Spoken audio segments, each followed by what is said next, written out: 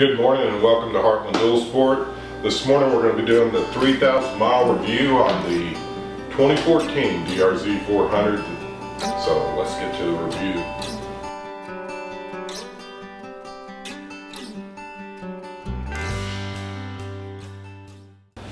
Good morning, and again thanks for tuning in to Heartland Dual Sport. This morning we're going to be doing the 3,000 mile review on the Suzuki DRZ400.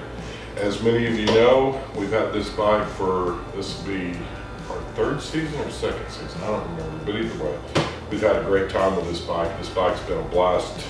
We'll kind of go over some of the pros and cons about this bike and the full 3,000 mile review. One of the things that you're going to hear a lot from the DRZ owners is the seat. It's not necessarily the softest seat in the world, so if you're going to be doing 400 miles a day on the seat, you may look into alternatives.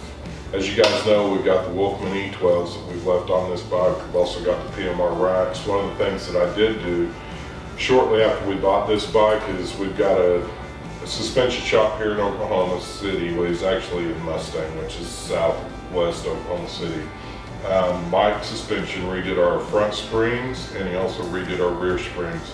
The bike, when it comes from the factory, is set up for roughly a 150-pound guy. I'm obviously more than that, and then you factor in some multi-day trips, put a roto pack with some extra gas and stuff on here, and I easily was bottoming out the springs on this bike. Not even trying, just doing, you guys watch my pretty tight section right through not here. riding hardcore. That's just riding, doing some whoop-de-doos or whatever else. Anyhow, the bike's been a great bike. If I was going to have any complaints about the bike, probably the number one thing that I would complain about for me is it's still a carbureted bike. It's 2017, and come on guys, I mean, fuel injection's not that big a deal. I think it ought to be fuel injected. The motor, that's going to be my biggest complaint, is it's still a carbureted. We've added the hand guards, if you can see. These are just the cheap ones, they're off Amazon. Again, they've done a great job. We've fallen over a couple of times on the K-Trail and here and there with Frank in Missouri. We've got the FlatLands Racing skid plate, we've got the FlatLands Racing radiator guards. Again, the bike's held up great. It's one thing that we did do is we've put a bigger sprocket. We went 3 teeth bigger in the rear to give us a little more power for the slow rolling trails.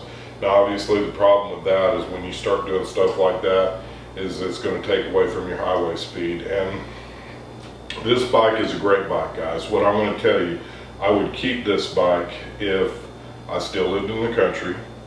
I would keep this bike if I knew I was going to be trailering it a lot, and we've done that in the past. If you guys remember, we trailered it last year when we went to Tennessee and we put it on the front of our camper.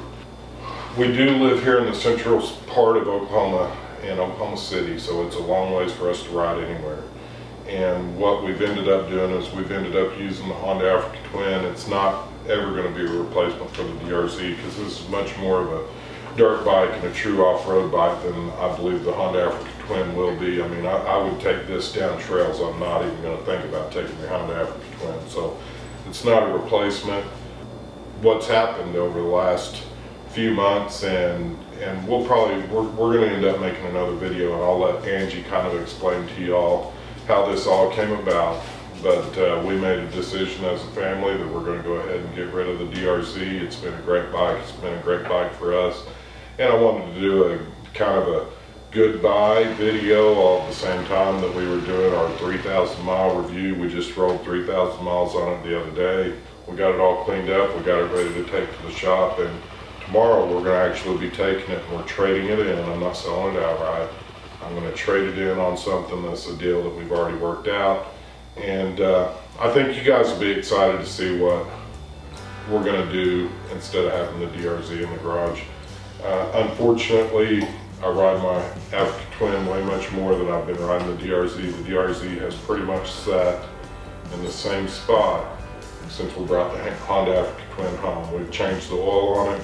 It's got a brand new oil change and it don't have 5 miles on it. And like I say, one of the huge problems for us is that we live so far away. And if once you ride this bike an hour and a half out somewhere, you're not going to voluntarily ride this bike. Like you've seen me guys, We've rode this bike all over the state. If that's what you have, it's a great bike for that, but it's also leg numbing if you're going to be on that road for that long, and that is just a dream. That's just a totally different bike. That's what this bike's made for, and that's more where our enjoyment and our future is going to be, is in the, we're going to be doing the longer trips. So again, if you haven't subscribed, I'd like to talk you into subscribing.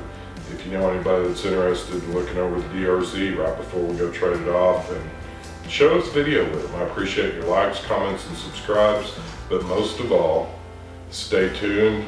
Here in the future, you're going to get to see what we're replacing the DRZ with, and as always, may you have a blessed week.